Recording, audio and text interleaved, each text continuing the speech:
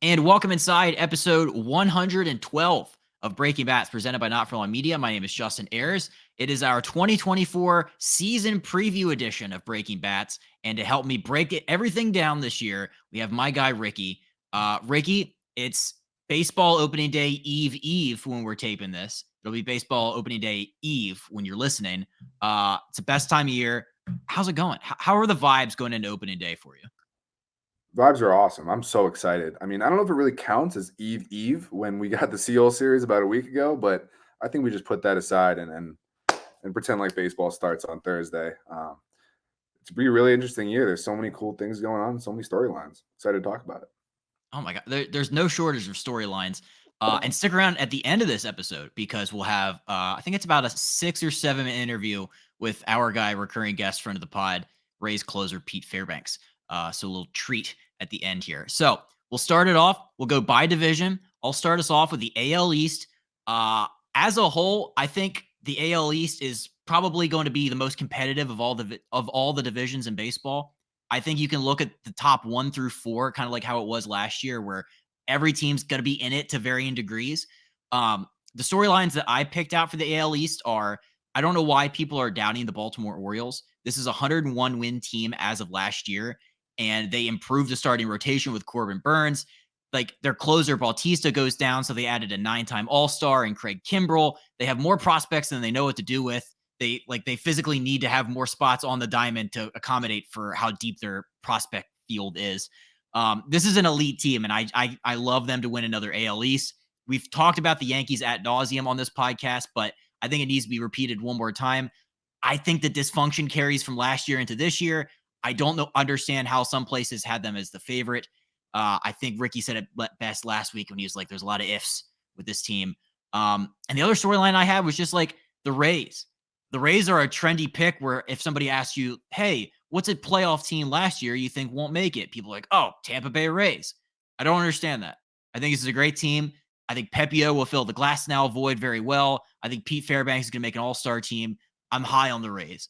So, Ricky, when you take stock of the AL East, kind of listening to some of the stuff I'd mentioned, what's your assessment of the field? And we can even touch on the Yankees again if you want. Yeah, I think I'm right there with you. I love Baltimore this year. You know, we often see a lot of young teams that kind of show out for one year and then fall off. But one thing that I really love that they did is they added and they got these big pieces in. Corbin Burns is going to be such a huge piece. He's arguably the best pitcher in baseball. And now he gets to be energized by a young, exciting team in Baltimore with a nice fan base that's ready to rock. They got a new owner. Everything's really going. They got a bunch of young pieces. I think Adley Rutschman's going to have a huge year. Gunnar Henderson has already established himself as one of the best infielders in baseball, one of the best young infielders in baseball.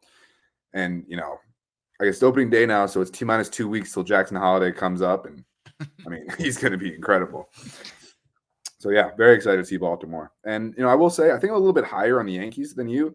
I know I listed it last time. They've got about 15 ifs, things that need to go right. If all those things go bad, they're probably gonna have a bad year. But I think if about half of them go right, they're gonna be really competing in the AL East. Yeah, I saw. I think maybe it was Baseball Reference. They put out something today that projected the Yankees with like low 70s wins. I'm like, oh, that was a little harsh. I don't have them that bad. In my AL East predictions, I have the Orioles in first. I have Tampa in second, Yankees in third, Blue Jays in fourth, and I have the Red Sox, unfortunately, in last place, still looking for that throttle they were searching for in the offseason. Um, yeah, I think the top two are going to stay the same. I think did the Yankees finish in fourth place last year? I think they did. I think they did at like 82 and 80, which is that's ridiculous for a fourth place team. Yeah, so I think there would be, a little bit better than that, but I'm not discounting the Rays at all. I'm very high on them, and that's not just because I spent a week down there. Okay, we'll shift. You want to do NL East breakdown for us? Yeah, sure. So I think the NL East is going to be a highly competitive division. You got two clearly good teams in the Phillies and the Braves. I mean, the Braves are just stacked every year. As a Mets fan, it just pisses me off more than anything. I think with them, the key question is, what are you going to get out of Jared Kelenic and what is Chris Sale at this point in his career? Obviously they see something in him. That's why they signed him to an extension. They traded a promising young player in Vaughn Grisham for them, but you really don't know.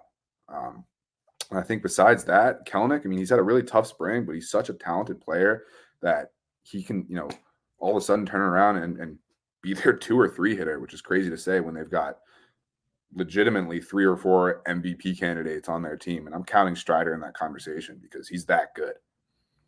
Aside from that, I'm a Mets fan. I'm a bit higher on them than everyone else. I think this team can maybe not make some noise in the playoffs, but I think they can definitely be in that wild card conversation. They've got a good lineup. Pete Alonso's a stud, probably going to lead the league in home runs. Lindor is Lindor. JD Martinez was a huge addition. The real question with them is, what are you going to get out of the pitching staff? We've got about 3 or 4 just starting pitcher number 3s. Until Kodai Senga comes back. Jose Quintana is our number 1. Don't love that. Severino, who knows? He's coming off a really down couple of years, but is it crazy to think that he bounces back? I don't see it. And the best closer in baseball is back too. I'm excited more than anything to hear the trumpets again. I'll tell you that. I like that. I like that. You know what? Say heck. I'm a Mets fan. I think the Mets would be in second place. I respect that. I think the Nationals are going to continue their upward trajectory this season. I'm high on the Nationals. I think their lineup, it's not very sexy, but I think the young guys that were performing well last year, the Lane Thomases, the CJ Abramses, Keibert Ruiz, I think those guys are going to keep going up.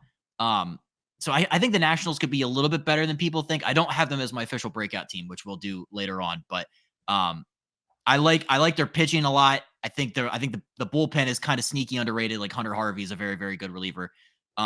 Yeah, I have the Braves in first. I have the Phillies in second again. Yeah, I think the Braves, as we'll go as we go on in this podcast, we talk about World Series and teams that can win it all. I think the Braves are right up there. Yeah, I mean they're about as good as anyone. I know for me, I got Braves winning it. I got the Mets in second and the Phillies in third. I think that'll be a close race for second all year long. A little sneaky pick. I have the Nationals. I think they can make a little bit of a run. They've got 2 absolute behemoths waiting in the minor leagues in the outfield, and James Woods and Dylan Cruz. Those guys, if they're not up at the start, they're going to be up soon. And then the Marlins, I mean, who knows what's going on down there? I can't. They fired Kim Ang. They brought in the guy he's from the Rays is the new president. So that's a good sign, but it was just a weird offseason with the rumors of Luis Arias getting traded, and maybe they move on from Jesus Luzardo and all these different moves that just didn't really make sense to me.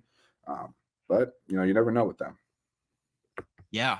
No, I think across the board, the predictions this season have all had the Marlins kind of down. I like their manager a lot. I think Skip Schumacher is one of the best managers, as you saw last year. I think they'll find a way to be competitive. And as the Phillies fans know, whenever the Marlins come to town, it's never an easy series. So I think they could find a way to be in the mix there. That was good. All right, we'll go AL. We'll go to the AL Central. The AL Central. Look, this is a division, in my opinion, that is ripe for the taking. If anybody wants it, you could just have first place. No, I don't think it's going to be there's not a single dominant team in this division where you look at and you're like, easy, pencil them back in. And the Twins are down a Sonny Gray. Carlos Correa had a down year. Buxton and Royce Lewis can't stay healthy. There's a lot of question marks going on in Minnesota, who won the division last year and had 87 wins. The Tigers rotation, here's another very good storyline for you. The Tigers starting rotation is going to be a problem for the rest of baseball. Tarek Skubal, if you're playing fantasy baseball, you know who that is. Ace. I don't care. He's a legit number 1. Draft him as high as you can. Buy all the Tarek Skubal stock you can. Love the guy. He had a sub-3 ERA last year. He's going to be even better this year. Even Jack Flaherty's pitching lights out for the Tigers. So they have a lot going for Detroit this year. Yeah, and also we've talked. Yeah, they got former number 1 pick Casey Mize. I think he's coming back this year too. I mean, he's the number 1 overall pick for a reason. Yeah, Manning's there. They have guys in the rotation. So look out for the Tigers. My last thing I wanted to make a note of is that we talked a little bit about this before in this podcast, is just the Kansas City Royals. The Kansas City Royals, they've spent a lot of money this offseason. I think it was north of 100 mil. They're trying to expedite that rebuild, trying to get out of the basement. Big fan. Cole Ragans. We just talked about Tarek Skubal being an ace. Cole Ragans is a legit number 1 ace. The mid-sized free agents, they have very wisely invested in that market. And also Bobby Witt, just a franchise guy. So don't sleep on the Royals. If we were looking in here in August and September at the playoff time, damn, the Royals are in that wild card mix. Who would have thought? We did right now. I even think they might win. I think they could win the division. I mean, I think Bobby Witt can establish himself this year as an MVP candidate. He just got a monster deal, and he's got that monkey off his back. He's ready to go. I love the Seth Lugo and Michael Wacha signing, both two sneaky veteran pitchers to pair with the young guys like Cole Reagans and Brady Singer. It's a very, very good group of guys. The bullpen I'm a little worried about. But our guy Adam Frazier's there, veteran leadership. Every team he's been on the last couple of years has been to the playoffs, so there's something to that. My AL Central prediction, I don't love it. I have the Twins winning it again, even though I just went on that whole thing about like it's right for the taking. The Twins are probably going to end up winning it again. I have the Tigers in second, Royals, the Guardians, and unfortunately Chicago White Sox in last place. Yeah, I really have no idea what to expect out of this division this year, to be honest.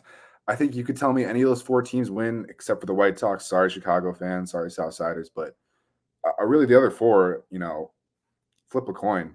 Would I be surprised in late July if the Guardians are in first? No, that's just what they do.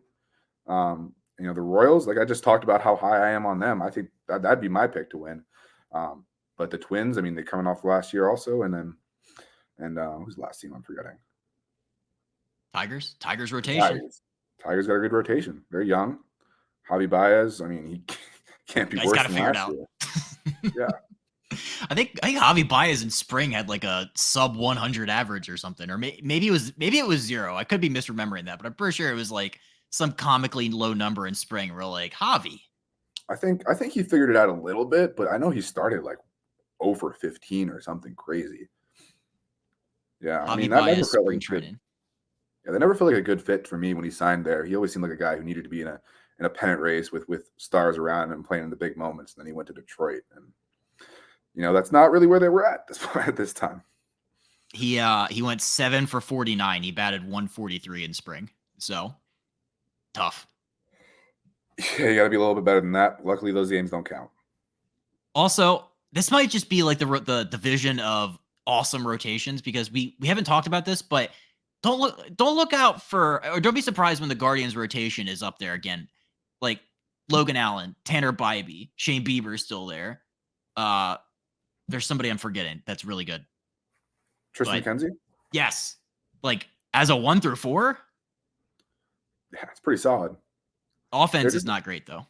Yeah, they're just like the Rays, where they're just churning out pitchers year after year. They got Cookie Carrasco's back there. I think he made the opening day roster too. Would I be surprised if it works for him in Cleveland? It works. I think Stephen Vogt will be a good manager. I mean, catchers always make great managers, and he was a good one for a while. Excellent point. Yeah. Also, thanks for the. I was like, McKenzie started a playoff game. I can't remember his name. But AL Central. All right, let's shift gears. Let's do NL Central. This is a very fun division. This might be the most fun division in baseball. Yeah, I think this division is going to be utter chaos. I mean, you could tell me probably 1 through 5. All these teams are going to be so much fun to watch.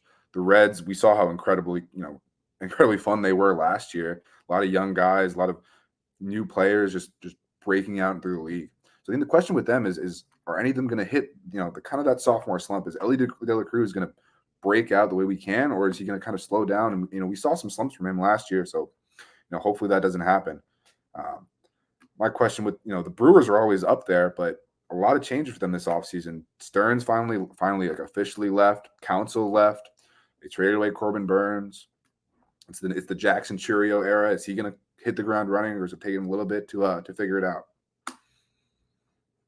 Yeah, I love the Reds.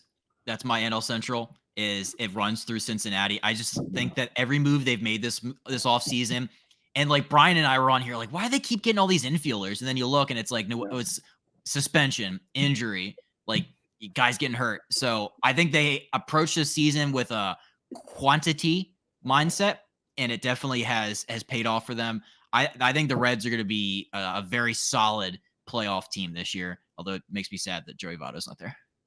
Yeah, I think they got a nice mix of veteran hitters and young hitters. I mean, India and Candelario are both veteran hitters who've been through it and done it before, and they can just help the young guys figure it out and stay consistent. Friedel missing time hurts, but yeah, that hurts. But they've still got Steer. They've got Encarnacion Strand, who's the other outfielder. TJ Fraley. I mean, this is in a dude off. The Reds are up there. Maybe not dudes yet, but guys for sure.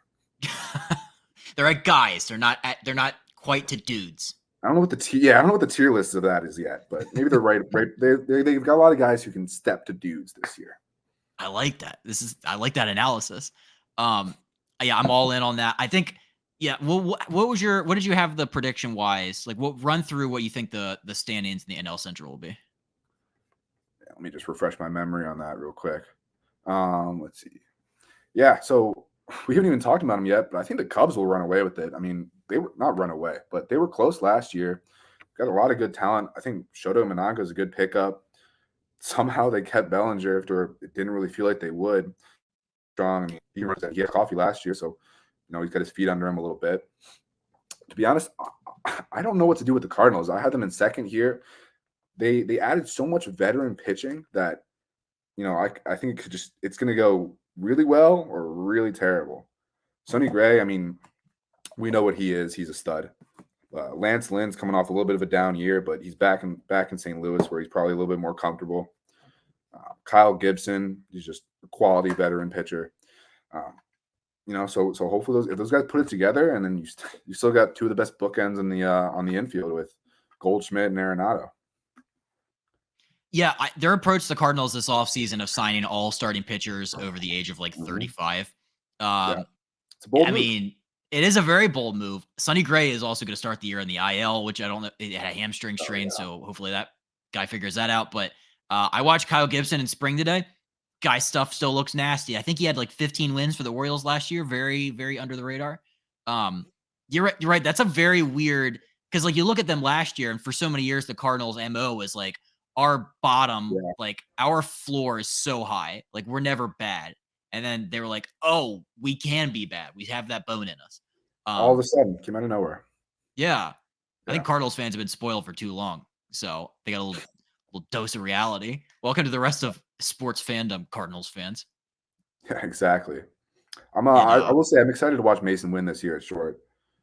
Guy's got one of the best arms I've ever seen. He'll be on the highlight reel a lot of times for sure. Was that the guy who got the first hit and Pete Alonso threw the ball in the stands? Oh yeah, Pete. That's a great clip. He just chucked it right over the fence. I remember at the time I was like, "Dude, what the hell?" Such a classic. He just had no idea it was his first hit, but I think the ball got back to him and the parents and the family, so at least something good came out of it. Well, something expected came out of it. Yeah, get the ball back. I like that. All right, well, I will do the AL West is going to be a 3-horse race yet again at the top of this division between the Rangers, the Astros, and the Mariners. My thing this year is that like, can the Rangers hold off the Astros? Because the Rangers have help on the way. Scherzer will be back. DeGrom will be back. Nate Lowe will be back. But I think the young guys that they have, like the young position players, will kind of help ease that, like, oh my God, all of our stars are gone. Evan Carter and Wyatt Langford are two legit. I'm putting them in dude category. I know they haven't, it's been like a cup of coffee for each one. I think Langford didn't even play last year. No. Carter had that cup of coffee, but I love those guys. I think those guys are going to be the reason why the Texas Rangers are back at top. Well, last year they're in second place, but you know what I mean? Like they're going to be at the very top of the division this year because of those guys. And last year, this division was separated at the top by 2 wins. I could see that being the exact same case this year. I could see it being very tight between the M's, the Rangers, and the Astros. The Mariners have the best rotation. The Astros have the best bullpen. The Rangers have the best lineup. It's going to make for a very fun, down to the wire kind of race, and I'm here for it. Yeah, I think the Rangers are going to be tough this year. I mean, I think the Scherzer and DeGrom injuries, if they can withstand those first couple of months without them, might even be a blessing in disguise. When those arms, these are veteran pitchers who've thrown a lot of innings in their career, and they'll come back potentially even stronger than ever. And only having thrown maybe 75, 80 innings by the time the playoffs come around. We've seen Scherzer get a little bit tired towards the end of the season the past couple of years, and that really shouldn't be the case this year. So if they can withstand the first couple of months without those guys, they're going to be really good. And Evan Carter and Wyatt Langford are just, it'll be an absolute dogfight between those two all year to see who can win the Rookie of the Year. I mean, Wyatt Langford, all he's done in his whole life is hit. That's such a good point about like the Rangers are going to be better off if they can remain competitive without Scherzer and DeGrom. Because you're right. Because once those guys come back, it'll be the pressure's off. look, we're winning without you guys, but like we still love to have you. So I think that's a great mindset for them to have this year. And plus, they're just battle tested. They Yeah. have the experience in the postseason. They know what a fight looks like. That ALCS against Houston was awesome. So yeah, I just think I'm not betting against the Rangers this year. I'm back in. Yeah, we Straight we up haven't even Texas. mentioned Corey Seager or Simeon Yeah. Corey or Seager, Lowe or Heim or any of these guys Adolis Garcia. or Jung. Yeah. Yeah. Um, It's crazy. yeah, I think they're going to be good, and I'm picking them to go far. We'll preview for later. Um, Yeah. I will say also something I'm forgetting with the Rangers is they've got so many young pitchers. I don't know exactly how well these guys are doing in the minors, but what's his name? Al Leiter, Jack Jack Leiter. Leiter. They got Kumar Rocker there too. I think Brock Porter is the other guy they got there. And I know I'm forgetting about some of the pitchers they got too. I mean, if any of those guys be what we think they can be, this will be one of the best rotations in baseball by the end of the season. Oh yeah. No, yeah, people forget about that. Well, people have kind of written off Jack Leiter because he had a couple of 5 ERAs in double A. And we're like, Yeah. all right, mentally, I think we're good with him. But now he's just throwing gas and he's like an actual like good pitcher again. So it's like, yeah, I would like to see Jack Leiter come up and make a debut this season because I think the Rangers could definitely use his help. Um, yeah, they're just like I said, like that lineup, you can't like there was times last year they'd score 10 runs a game every game for like a week. And you're like, yeah, that's the Rangers. That's what they do. With the Rangers too, I mean, you can almost tell when Adolis Garcia walks to the plate in a big moment that he's just going to go yard. I mean, you just have that feeling with him, and he's just ridiculous. Last thing on them, Bruce Bochy is not going to let this team suck. He's going to Yep. do everything. He's going to pull all the rabbits out of his hat. He's going to pull all the right strings, make all the right moves. Like this is a manager who didn't come out of retirement to be on a losing ball club. So, but you could bet your ass that Bruce Bochy is going to have this team in the mix all year long, regardless of who's in the rotation, who's in the lineup. Which is just such an awesome feeling to have. I wish every team had a manager like that. It'd be so cool. Yeah, I mean, he could establish himself as one of the best of all time with a couple more good years with the Rangers. Mm-hmm. That's what he did in San Francisco. No doubt. I have Rangers, Astros, M's, so a little bit different at the top. We didn't talk about the Angels and the A's. Good luck. Just it's not great. Yeah, I mean, for the game, I need the Angels to be good. I want to see Trout on the big stage, just playing some meaningful baseball games. Mm-hmm. Even further than that, as long as he's healthy, um, you know, they've got a chance. He's just that good. Rendon, who knows what he's going to be coming from. At the very least, we'll get some good stories out of him this year. No doubt. Okay. Last up, NL West. Talk to me. Yeah, I mean, I've got the Dodgers up top. If that's a if that's a bold take. I think their real question, their season doesn't really start till October, which is the interesting thing with them. And my big question with the NL West this year is if the Diamondbacks can maintain the momentum from the World Series. You see a lot of teams sometimes go on these long postseason runs and it comes out of nowhere, and then the next year they kind of fall back off the cliff. But I like what they did a lot in the offseason. I think Suarez is a sneaky good pickup. He's a guy who can hit you 40 bombs if he has a good year. Eduardo Rodriguez is been a good pitcher in this league for a while, and then they've got Corbin Carroll in his second year should only be better. I And like that. also, I mean, Jordan Lawler, whenever he makes his debut, replacing an all-star from last year in Geraldo Perdomo, I think he's going to be a dog. I think the Diamondbacks have guys on their roster that like there's room for improvement too. Like I look at that outfield, like Jake McCarthy last year Mm-hmm. added 240. He's like a top prospect guy. Like he could easily he could add on to that. Alec Thomas in center batted 230. Like these are guys like and these guys are what 23 and 25. So like there's room for improvement on the Diamondbacks that we haven't seen yet. And also just Christian Walker is 30 and 100. Like you could set your watch to it every single year. Yeah. It's the coolest thing ever. Forget about Ketel Marte too. He was an MVP candidate a couple years ago. I don't know if he's still that player, but he's definitely really good. Yeah. And you're right. And there's Brandon Fought and like Gallen and Kelly and like all these guys in the rotation too. I think the Rodriguez, yeah. Diamondbacks are they're going to be at the top of that rotation or top of that division again. It's Gavin Moreno interesting though. also. Yeah. They had great playoffs last year. Just keep building off of it. Oh, no doubt. Where do you kind of see the Padres and the Giants? I think those are two interesting teams The Giants obviously went out and spent a crap ton of money this offseason and brought in a lot of fresh talent. Do you see them getting back into the postseason mix? I think those will be two teams fighting for a wild card spot all season long. The Padres, I wasn't as high on them, but after the Dylan Cease trade, their rotation is just disgusting. It's too good. They've got what 3 or 4 number ones, and Darvish, Musgrove, and now Dylan Cease too. The Giants, I think they're always a good, well coached team. I know they have a new coach this year. I'm forgetting his name right now from the A's and now and the Oh, Padres. Bob Melvin. Bob Melvin, yeah.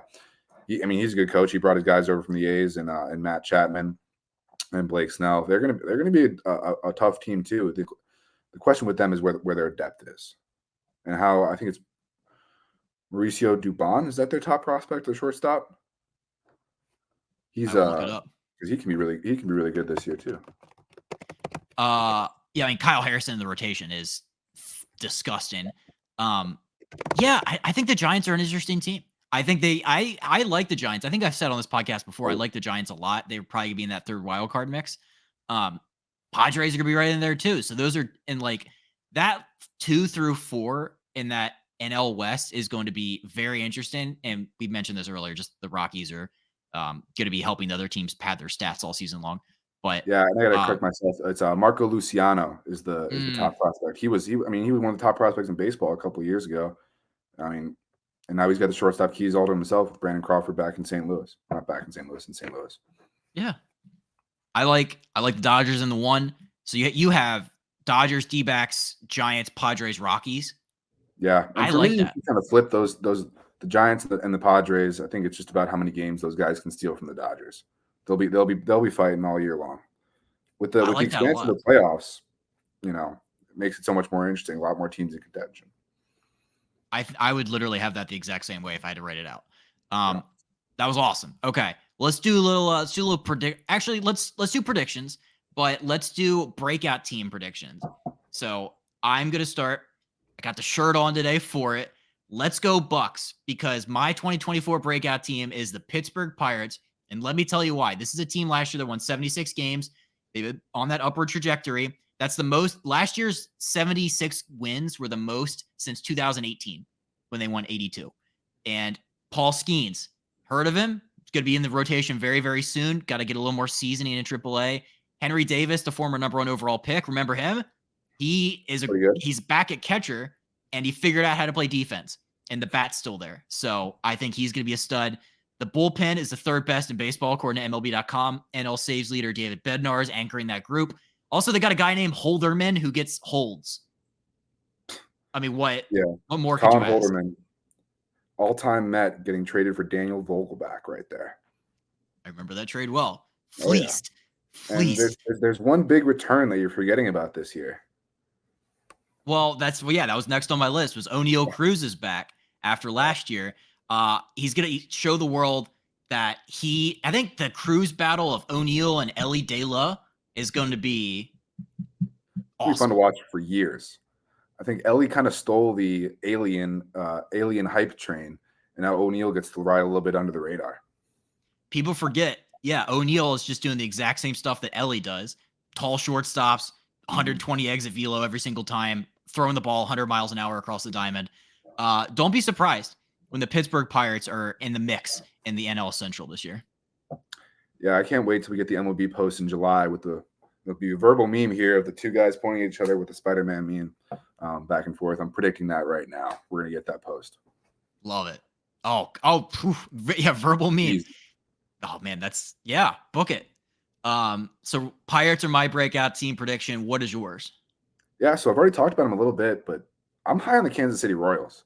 I think, we saw a lot from Bobby Witt last year, but I think he established himself as a legit MVP candidate. He's my sleeper MVP pick. He was 30-50 last year, and I don't see any reason why he's not going to be better this year. He can go out there and steal another 15 bags, maybe hit another couple of bombs. If he's a 35-60 guy and the Royals are in the playoffs, he'll be tough to get out of that conversation. I already said I think Lugo and Walker are going to be great veteran pitchers with the two young guys and Reagans and Singer. He's going to bounce back this year. I think they're going to make a lot of noise, and they can beat up on a weaker AL Central. If I didn't have the Pirates as my breakout team, I would have had the Kansas City Royals. So I'm right there with you. I'm drinking the light blue Kool-Aid for the Royals this season. We've talked about them earlier. We've talked about them all off season. I think they've done a brilliant job of a smaller market saying, hey, you know what? We're tired of losing. We're tired of winning 50 games and having bottom whatever attendance. Like, yeah, we would like to go back to the playoffs at some point. So let's spend a little money. I love it.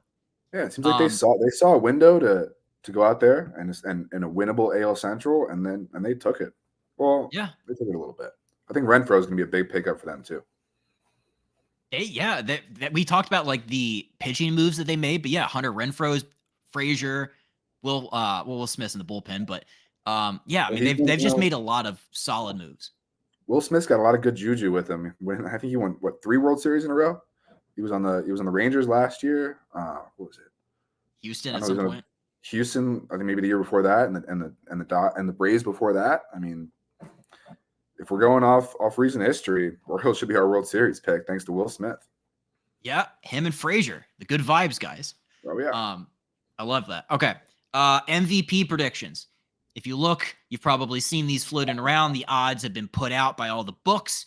My pick for the AL MVP, I'm going Julio Rodriguez. And here's why. Because if you look at the last 2 months of April for Julio Rodriguez, he has always hit like 200 in the month of April. I don't understand it, but then he'll turn it on. Like last August, he batted 429. And if you had him in fantasy baseball, you were riding that wave. So I think if Julio can figure out the month of April and he'll still put up like last year, he had 32 and 103. I mean, tack a couple more on in the month of April and some more steals. I think Julio's your AL MVP. My NL MVP, I'm going Mookie Betts. I think the position will change to shortstop if he sticks there all year. And even if he doesn't, like even if he goes back to second or right or whatever, I think his offensive output of those new positions, it's going to carry him over the top. So what does your AL and NL MVP prediction look like? Yeah, so I like the Julio pick. I mean, it clearly took him a little bit to adjust to being one of the faces of the franchise in Seattle, and really one of the faces of baseball. But once he did, he took off. But I will say, and this might be a little bit of an easy pick here, cop out, but I don't know. It's going to be Juan Soto. I mean, here's a guy who loves playing under the bright lights. He loves the spotlight, and there's no bigger spotlight in baseball than Yankee Stadium. He's got the short porch and right, but I think even bigger, he's got the left field is sneaky small in Yankee Stadium. He's a guy who likes to go oppo a lot. He's going to be hitting in front of Aaron Judge this year, getting a lot of strikes, and if not, he'll be on base all the time. It's tough for me to bet against him. And if not, my sleeper pick, I already talked about him, but Bobby Witt Jr. If he goes 40 50, 40 60 this year, or even 30 50, 30 60, I mean, that's pretty good. And the Royals win the Central. You know, Acuna ran away with it last year at 40 70. I don't know if anyone can do that again, but Bobby Witt's the guy who can probably come the closest. I like that. Yeah, I think Soto is the pick where if you look around the board, you're like, I think everybody's kind of on the Soto train for good reason. Like, the short porch, he's going to be hit with Aaron Judge. Like they're going to have to pitch to him. The opposing pitchers are. I think that's it. Yeah, I like both of yours, but there's a part of me that just can't give it a Yankee the MVP. I don't know. It's just not in my DNA. Yeah, I see that. I guess I'm not a Yankee fan, but that's the New Yorker in me. And I want to toss Adley Rutschman's name in there too. If he can establish himself as the best catcher in baseball, and the Orioles go win 100 games again, it'll be tough. As far as my NL picks, I like your Mookie pick. I mean, if he does what he did last year at shortstop, the most valuable defensive position in baseball, aside from catcher, in my opinion, then he's going to run away with it. But my only qualm with that is that I just can't see the Dodgers keeping him at short all year. It just feels like such an unnecessary risk for them to take. This is a team that's ready to win a World Series right now. It doesn't feel like you need. I mean, listen, if anyone can do it, it's him. He's already proven that he can do it. He's played well there so far. But come July, is he still going to be at short? I don't know. And we saw what he did at right last year. We saw what he did in right field last year, and we saw the way the voters reacted, and they didn't value it as highly. And for that reason, it's hard for me to go against Acuna. He's just so good. He's young. He's gonna. There's no reason he can't do exactly what he did last year again. And then my sleeper pick for the NL, aside from the other two guys in Atlanta who are both pretty good, would anyone be surprised that Trey Turner went out and just balled out this year? He's a shortstop last year after the standing ovation, which was amazing. it clearly had an effect on him. He had let me pull up his stats. After the 48 games after the standing ovation, he hit 330 with 16 bombs and a 1.37 OPS. Sorry, 1037 OPS. If he can maintain anything close to that over 162, I think there's definitely some value in there if you're a gambling man.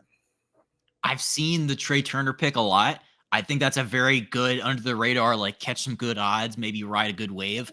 Um, yeah, and he's gonna steal bases. He's comfortable in Philly. I like that a lot. And also Acuna is also the one where, that's it would be hard to bet against Ronald Acuna Jr. If you watched him for even a minute last year, you're like, okay, this guy's it. Um, Yeah, in the NL, this is a real interesting year because there's a big dark horse waiting in the wings that coming back. He's coming back next year on the mound, and he's probably just going to run away with it. And I'm talking about Shohei Ohtani, of course. Um, so this might be the last year that a lot of these guys see an opportunity to go seize it because when he's on the mound and hitting the way he does, it'll be tough to pick against him. So yeah, Acuna, but I'm real interested in Trey Turner this year. That's my pick. I like it. Okay. Cy Young picks. The AL, I'm going Corbin Burns from the Orioles, obviously. So here's a fun stat for you. Since becoming a full-time starter in 2021, he struck out at least 200 batters in each season and has posted a 2.94 ERA over that span. He is legit. He is as advertised, Corbin Burns. And on an Orioles team that's going to be in the mix all year, I feel like that always helps the awards is like if you're on a good team, that always kind of gives you a little bit of a bump, in my opinion. Mm-hmm. He's going to run away with it. In the NL, I'm buying Spencer Strider. I know he finished fourth last year, but he led the league in strikeouts. He had almost 300. It was 281 in strikeouts for Spencer Strider. This spring, if you looked at his spring training stats, they'll blow you away. It's a video game. He put a .79 ERA up on the board, 35 Ks in 22 innings. This guy's ready. He's hungry. He didn't like how last season ended in Philadelphia. So I think a pissed off Spencer Strider with that stash is going to win your NL Cy Young. Yeah, I mean, both those guys I completely agree with. Corbin Burns is going to have a crazy year. I think he'll be re-energized by the young guys in Baltimore and kind of just build off what he's done the rest of his career. And I always love picking guys in contract years, especially Boras guys. Spencer Strider, nothing more needs to be said. Guy's disgusting. I mean, he runs away with the strikeout title every year, and that's kind of all the Cy Young is about. But for my AL pick, if it's not Corbin Burns, when I think of the Cy Young Award winner, I think of someone who strikes out a lot of people, someone who doesn't walk a lot of guys, someone who throws a lot of innings, and someone who's going to keep their ERA low. And to me, I think that could be George Kirby this year. He's a guy who just aggressively pounds the strike zone, who hates to walk people. I think he led baseball in walks per nine and K per nine last year. He's relentless in the zone. He threw 190 innings. So we know he's built up. He's ready to go. I think this year he established himself as the ace of that staff, even over Luis Castillo. And I'm now realizing this that I'm picking two Phillies here, but I think Zach Wheeler in the NL is my pick. Former Met. He's a dog. They just extended him. He's got the contract security. He almost threw 200 innings last year. He had a down year in terms of his ERA, and it was at 3.15. He was he was top 4, I think, in strikeouts. I think this could be the year he finally gets it done. Wheels up. I don't hate that. It's a big year for Zach Wheeler, and Corbin Burns and Kirby is if you're playing fantasy baseball this year, George Kirby's a guy you want to have. All right, let's wrap up. World Series picks. I'm going to go Atlanta Braves over the Texas Rangers. I think the Rangers run it back. That, like I said, that postseason experience and the guys coming back in the rotation. Braves, the lineup's disgusting and all the pitching. I think they'll figure it out. What is yours? Yeah, it's a little similar but a little different. I think the Rangers repeat this year, but I think they take it over the Dodgers. That's my different pick for me. And we'll start with the Dodgers. It just feels like the year before the year. There's all these expectations. Everyone says it's got to be them. They're so loaded, and for me, that kind of feels like the exact reason it won't be. And I'm looking a little bit further ahead, but I think next year will be their year. It might take Yamamoto a little bit to adjust. They're going to be short a lot of arms to begin the year. Who knows how Buehler will bounce back? Who knows if Dustin May what he'll get this year? I think he's projected to come back in like August or September from Tommy John. And And the Rangers, we already talked about them a little bit earlier, but I just love their lineup so much. And they've got these, and I'm now realizing this. Kind of the reason I said I didn't like the Dodgers is why I like the Rangers. They've got these two veteran pitchers coming back late. I think it's a little bit of a different situation with them because these are guys who have done it before. And Scherzer and DeGrom, they've been out there. They've pitched in the World Series. Scherzer's won one. DeGrom's been there with the Mets. And I think those two will come back strong. And, we're looking at the best outfield in baseball. If Langford and Carter can do what their talent shows that they can do. Yeah, that's so good. Yeah, I like that a lot. I think the Rangers, that's my AL, obviously. They're just going to cruise this season. So, Ricky, this has been incredible. Thank you for your help and previewing the 2024 season. Can't wait for it to kick off. With that all being said, like we said earlier, here's a little treat for everybody. Here's like 7 minutes with Pete Fairbanks. Enjoy. We interrupt this episode to bring you a word from the official sponsor of Not For Long Media and the Breaking Bats podcast, the original Fudge Kitchen. It is a staple of the Jersey Shore with 6 locations in Cape May, Wildwood, North Wildwood, Stone Harbor, and Ocean City. The original Fudge Kitchen makes all of their fudge in store, guaranteeing a delicious product, so stop by and let them know that Not For Long Media and Breaking Bats sent you. Check them out online at fudgekitchens.com as they are shipping fudge and sweet treats all across the country. Now back to the episode. All right, Breaking Bats, we are here at Tampa Bay Rays spring training. We are joined by a friend of the program. It is Pete Fairbanks. Pete, it's great to see you. Yes, it's early. We've been down in Florida for a little bit. I noticed you got the sunburn going. Yeah, I always have a sunburn once, you hit... The times when the sun is out, yeah, I'm typically pretty sunburned. So it's part of the life, man. Yeah, well, you've been in Florida. What year is this for you on Tampa? You're technically 5, I think. 19 to 24 would be 5. Yeah, 5th, 4th full, 5th, or no, whatever it is. Yeah, you've been here for. We've been around. I've been here since 19. We'll say that. Every year, though, I'm pretty sure you've been to the playoffs every single year you've been here. Yes, we have. Why then do people still underestimate this team consistently year in and year out? That is. It's a great question. I'm not, I don't concern myself too much with it. It's whatever people want to say on the app formerly known as Twitter, or wherever they get their mouthpiece. You can say what you want to say. That's not something that we concern ourselves with, and it's not something that we have concerned ourselves with. So I don't think that's going to change running into this next year. Yeah, no, it's crazy. You look at the PECOTA and all the prognosticators. They're like, Tampa's an 80-win team. And then you guys just, you ripped off, how many in a row did you win last year?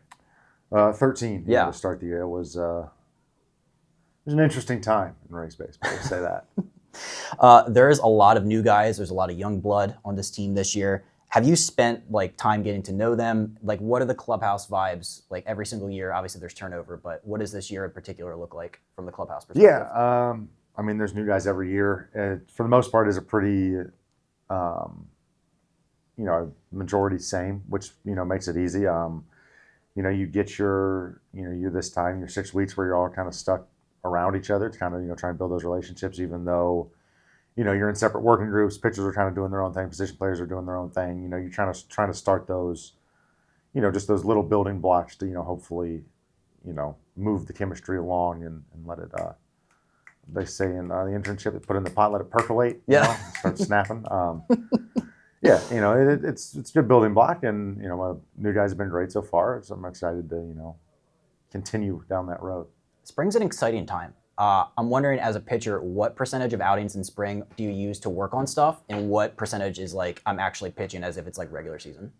I think you're always pitching as though it's, you're always trying to get results. You just are trying to get your results, maybe in a different way, when you have the liberty to do so. So I think it's all, time for a little bit of experimentation, but obviously, once the lights really come on, then it's, we're trying to get outs, and, hopefully the experiments that you've done in spring training allow you to then find new ways to get people out once you move into the year. The first outing against Toronto, did I see change-ups? Yes, I did throw some change-ups. Good Not splitters. Yeah, they're not splitters. MLB.com named your slider the nastiest pitch on the Tampa Bay Rays. Wow. How does that make you feel? It's just an honor. Yeah. It's an honor to have writers name that. That's the best pitch on the staff, because there's a lot of good pitches on the staff. So, anytime that you just pick little old me as, it's just a huge honor. Kevin Kelly had like 21 inches of break on a sweeper last year, and that didn't even make the cut. Well, as you know, if you look at Kevin, you can see why he flies under the radar sometimes. I didn't know he's a Virginia guy. I found that out. He is a today. Virginia guy. Yeah, James Madison. Is that in Virginia? Yeah, go Dukes. That tracks. Old President's Virginia. There's just something about it. What is it about your slider that you're able to get 9 more inches of break than normal? I throw it from a really high arm slot, and not a lot of people throw it from there. Yeah. So I think that's probably a pretty good contributing factor as to how I'm able to make it move the way it does. Checks out to me. Your pitching coach, Kyle Snyder. I know you're a big fan. What's the best tip or piece of advice that he's ever given you? The best advice I've ever gotten from Snides. Can I curse on this podcast? Yeah. Okay. Yeah. So this is a mound visit, and I think I'd watched somebody, a couple runners on. Just talking to me, we're gonna go with this here, etc. And then he looks at me. He goes, "Let your fucking nuts hang." I was like, "All right, there we go." That's just a great it's a great piece of advice for a young pitcher that needs to believe in themselves a little bit. Confidence. I feel like that's the name of the game. It is.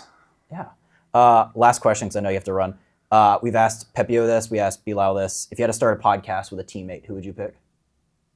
It would be a group effort. I would take all the bullpen members, and then we would find a guest and or a member of the bullpen, and then we would just mercilessly harass them for an hour. Kevin Kelly. Yeah, I mean, maybe. Kevin could be on the list if Kevin, but Kevin got a lot of harassment already. So we're trying to take it easier on Kevin and find other targets to harass. Yes. Was that just because he was a rookie? Was that a rookie thing? Or was it just... Yeah, it's just a Kevin thing. I don't think, Kevin is a lovely human. He does great things, like he makes a delicious chocolate chip cookie, as we found out when he would go on his little baking his little baking jaunts throughout the year. And we love Kevin. Kevin's great, but Kevin Kevin does some things that then warrant some harassment. Do you have any tricks up? Have you started thinking about the punishments, the outfits for people for this year? No, I haven't given that much thought. I think that was a very spur of the moment thing after Kevin told certain parties that he would do something with them, and then went to Starbucks instead. Yeah, with no heads up, just said I'm busy. Wasn't busy. He had gone to Starbucks. Yeah, so. The Stories from the Rays bullpen. I would listen to that podcast. It would be a good podcast. That would be an all-time. It would be a good podcast. I just want to say thank you. By the way, you've been so nice to this pod for so many years. Well, so I do my best. We definitely appreciate it. Definitely had to catch up. Anything for you, Brian? This is a favorite of Brian. You're the man. I just want to say thank you. Yeah, I'm glad I could be a guest. It's always fun. Yeah. Let's have a good time.